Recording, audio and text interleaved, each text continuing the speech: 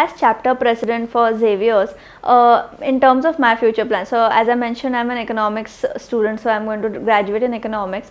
And Talerang has something, as I mentioned, the work ready skills that you get. So for example, if economics, if I want to be, I am more interested in policy formulation for that matter. So Talerang also gives you certain skills that are through their various programs that you need to inculcate. So for example, if you want to get into consulting, Talerang also inculcates into the leadership qualities that you need to go ahead with. So all these things are going to be helpful for you in the long term. And when I also talk from the perspective of chapter president, all my economics peers that are there, many of them want to go into consulting, many of them want to go into corporate sector. So Talerang's these programs, especially the future CEO programs for that matter, all these are really essential to make sure that all the knowledge that I actually learn in class. So for example, microeconomics, macroeconomics, how do you actually leverage upon those and use them properly in the professional field? I think that is what Talerang will be doing for us.